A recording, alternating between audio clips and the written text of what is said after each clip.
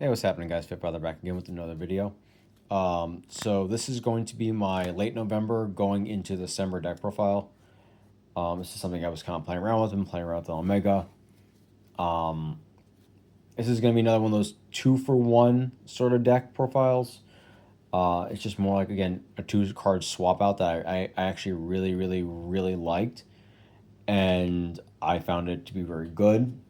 Um, this is just more. This build is just more of a. It's more gas, I should say. It's not a true blind second anymore. This is more of a hybrid where it can kind of go either way.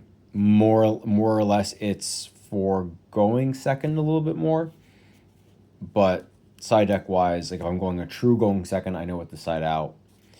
So there are a little bit more on the flex spot options. But yeah, I'm not gonna waste any more of you guys' time. Let's get started. We're gonna start with the Elemental Heroes. We got the one Neos, the one Shadow Mist, my boy Bubble Man, and then just 2 Stratos. It's pretty standard for how I'm running it right now. I still love Bubble Man. I think he's absolutely just the best. He's the GOAT for me. I've explained in another video and in comments why I like him. I just think he's a great extender, especially because if you're not running as many monsters, you just summon him. He's a free body. He's a warrior. He's going to be able to go into Cross Crusader, unlike, say, with Toxic Bubble, where you can't do that. So, another reason why I like Bubble Man is I want to post a video, but it's so embarrassing. So I had a game at locals, and I actually was about to get Bubble Man's effect, and I'm begging the guy, like, please just don't negate it. Let me just get the draw two, because I played everything.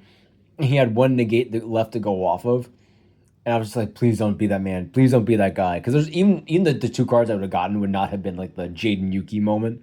But I was about to get his effect to go off, and he's like, "No, I'm sorry, I can't do it." I'm like, and that was it. That was game 3. I lost. I went 0 to that locals. It happens. It's the luck of the draw, you know.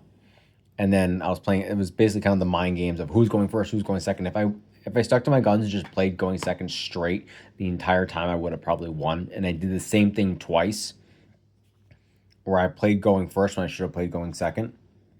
So that was my mistake, but I digress.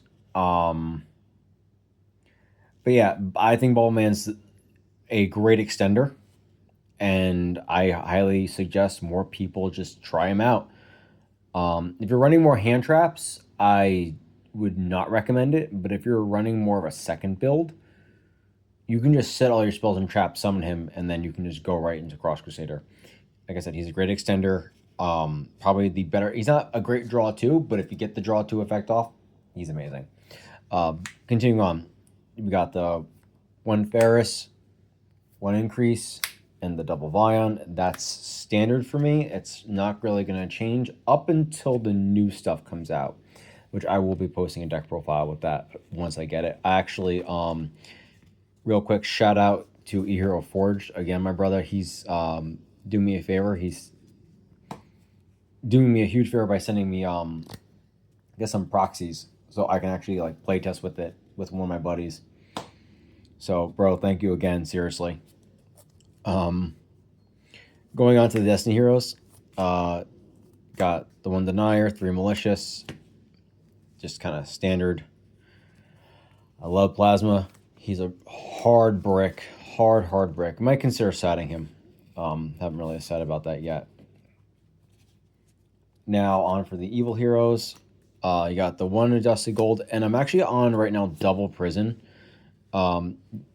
Just because this is more to play around role.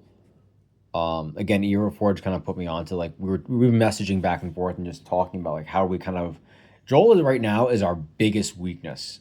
We die hard to that card. So for us, it's kind of like wow, okay, we're getting absolutely just mollywopped by it. But I definitely think having the playing around droll is the best option we have right now, and the better we can summon from the deck and not like this hard die to the card is even better. You know, again, you're gonna see it again a little bit later on, but even though playing online, I'm actually finding that I like having the double prison just to kind of like extra send and extra target for evil assault. It just plays out so much better than what I was anticipating. But yeah, that's kind of really that and that logic and that train of thought. Um, but yeah, so let's move on. So we're now going to go into the engine-based spells and traps, and then I'll move on to everything else is going to be non-engine. So we got 3 hero lives. It's kind of you can take or leave. I'm actually at the point where if you're running a lower build, you can run 2. You don't need to run the 3 if you're running anything below 40. If you're running under 45, I recommend 2. If you're running 45 plus, you're going to want to run 3. I just found that actually hero lives is very cloggy, and sometimes you end up just drawing like, okay, they're not always, people nowadays are not going to negate a hero lives. They won't even bother. They're going to want to negate your Stratos or whatever other monster you summon off of it, or they'll stop your search. Like that's what they're going to want to do. So they people have caught on like there's no point in negating a hero lives, so they will more than likely let it live. Get it? Hero lives, let it live. All right. But yeah, because I'm running 45, I'm running it at 3. I actually might even cut it down to 2, even at 45, but we'll see. 2 evil assault. That's kind of why the second prison's in there. Just to have the extra target. And because I'm running a second. It is a lot. I'd rather kind of draw into it. But I'm going to show you in a little bit what the other 2 cards were. So real quick, just to kind of like pivot. The other kind of build I was playing with ran the 1 prison, the 1 assault, and instead I was actually running tracked and engraver.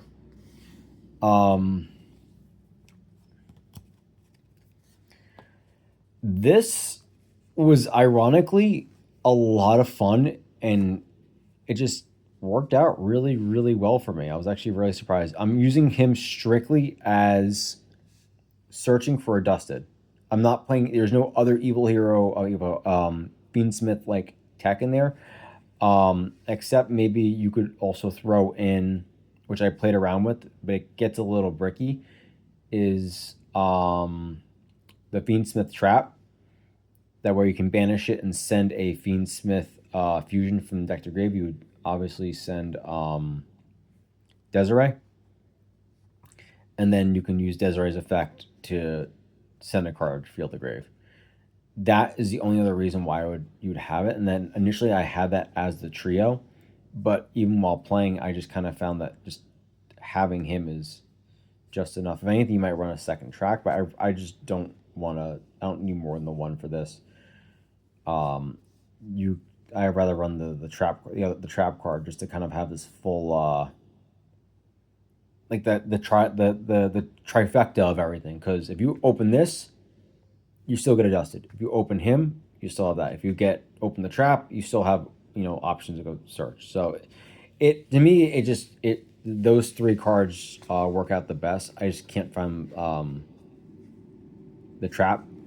I don't know what I did with it. Maybe I sold it. I just don't remember. But yeah, that's the other tech option I had, which is ironically worked out really well. I just prefer this. It's just not dying to droll. Back on track though. You got the 1 Fusion Destiny, the 1 Rhoda, and the 1 Foolish. I like 1 Fusion Destiny. I just don't think it. I hate drawing more than 1, and I only run the 1 target. And I rather thrust into it than hard draw it, or like have draw 2, and in my opinion, it's just the worst thing having the 2 and you just kind of don't have an extra card to play with. So if anything, you could take out a Hero Lives and throw in 2 in there, and that would be it. So I'm back on 2 poly. Again, for the same reasons as just not dying the droll. Having a second poly helps out so much. A lot of times you just end up getting absolutely cooked, and nothing hurts more than, in all honesty, getting absolutely smoked by droll. Like, say you search for a hero and you don't have a way to get the poly. Well, having the option, like chance of having poly in your hand, is really really good, and it lets you extend more plays. Sometimes you you need that second poly to make a new play, and you've already kind of used the first one. So that's kind of why I have the second in there, and that's gonna probably be staying going into the future. Even with new Mass Hero support, it's gonna probably end up being double poly, and what I'm about to show you. So next up, you have the one Miracle Fusion, the one Dark Contact, and 2 Mass Change. I have the third in the side deck. So this is just to dodge things. Obviously, I was running 3 Mass Change, and I was like, you know what? I'd rather have the second poly plays out better, just to have it. That's just kind of what I noticed. But going for, like, this is more like like I said, this is a mix of like going first and going second. So I like having the 2 and 2.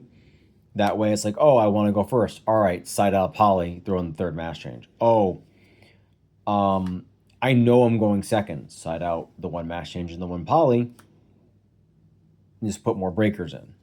So it really just, it's the options I have there.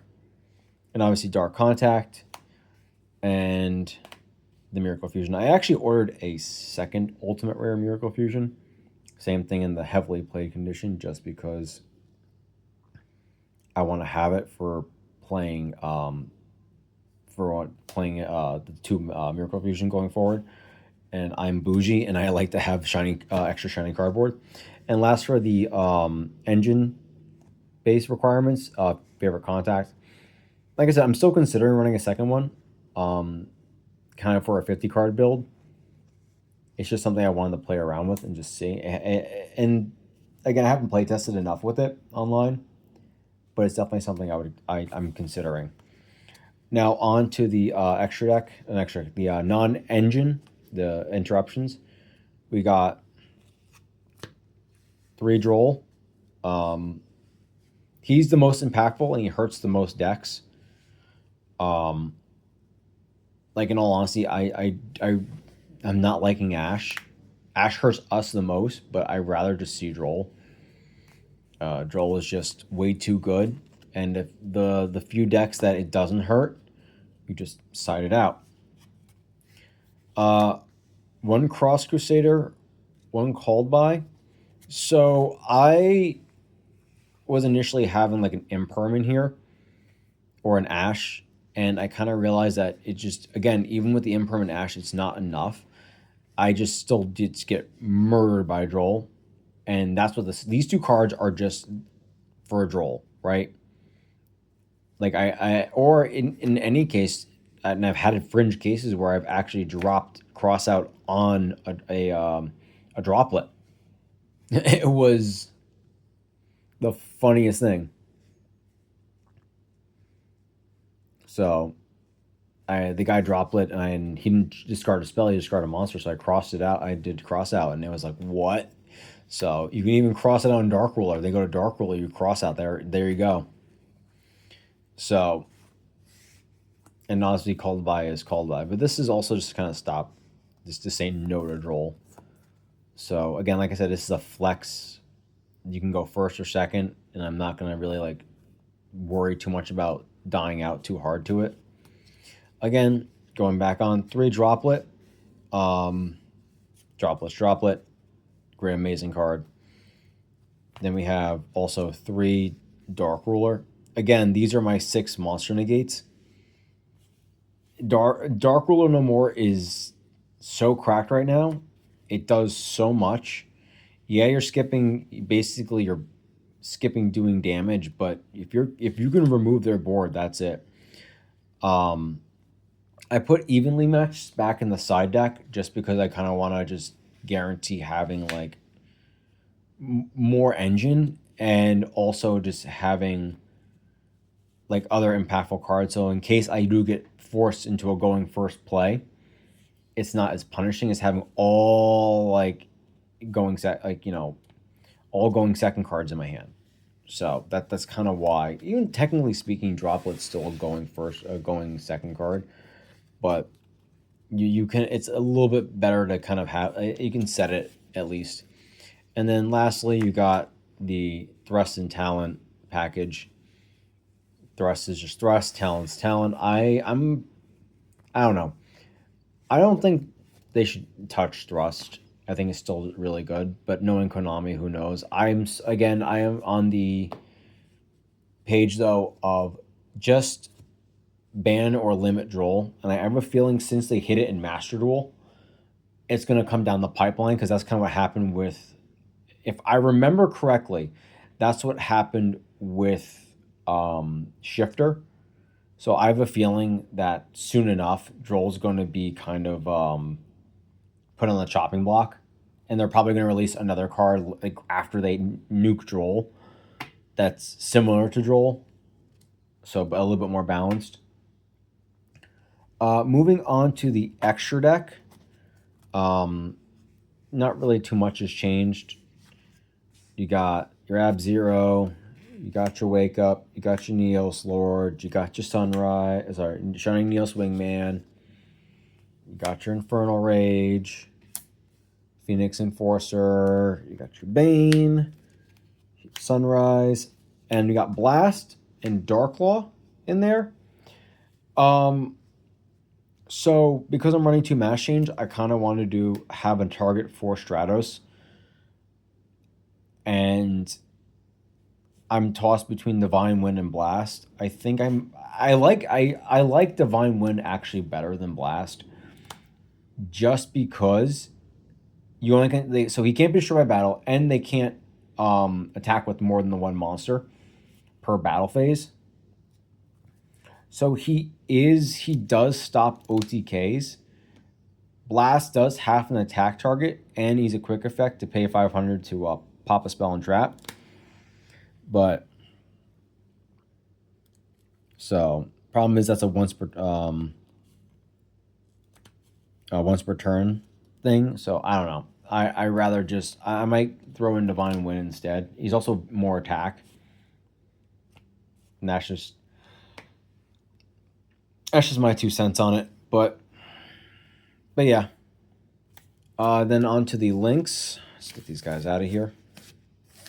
I do apologize. It's like I said, this is a little bit of a longer video.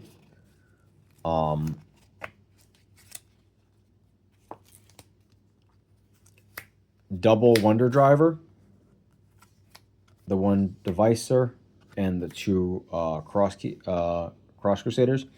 So Double Wonder Driver, right? Even though I'm running 2 Poly and I'm running 2 Mass Change, something that I kind of noticed when playing was I have had so many times where my only opening card was Dead End Prison. Summon Dead End. Send Mally.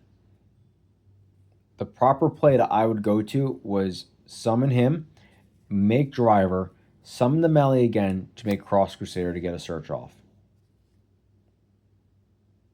That is it.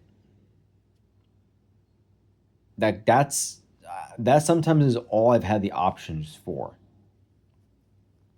Right? So, and a lot of times my hand is not exactly the greatest for that. But sometimes also it allows me to go into a Bane play, right? I'm not going to be able to summon anything else unless I have another hero, like, say, like either Bubble Man or what's his name? A Neos in hand. But a lot of times it just ended up being the best play I could do. But I think is I didn't have a second driver for follow up. And sometimes also having that second driver just so when they get rid of it, it's like, okay, cool, here's another one. So it's not as punishing as Decimator, but it does do the job. On for the side deck, which is again subject to change. So we're back to Lancia after seeing that Malice has won, not won, but like is now a presence again. Lancia has gone back into the side deck. Ain't nothing else to complain about that one. You got the 3 Molcharmies.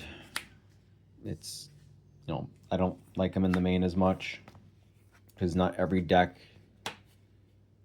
gets hurt by them. I'm going to wait to buy the Pirellios. I'm gonna get the commons. I just don't care at that point. 1 Ash. Again, this is more of just a cross-out target, but I'm not liking Ash as much.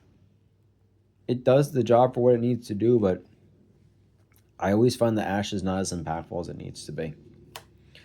Droll does more than Ash does, and I rather min-max, basically. 2 Salesman. I finally have a second Salesman, even though it's the common one. But if I get a third, I'll side in for a third, but this card's really good. You can call Nib, you can call Droll. You're basically set at that point. And then got double Dark Hole, the 1 spare mass change, and then the 3 evenly as like my hard breakers. This is pure going second fodder. Obviously, this is for going first, but yeah, you get Salesman and Dark Law. That's it. You're set. You're not worrying too much about getting absolutely railroaded.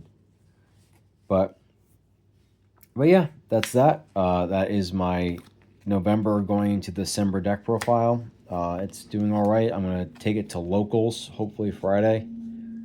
I'll give you guys more of a locals report, and so I'll let you guys know how it goes. I'm going to probably running not the Fiendsmith option, but it is something that it was cute and I was playing around with. For ratio wise, it's 16 starters to 14 non-engine.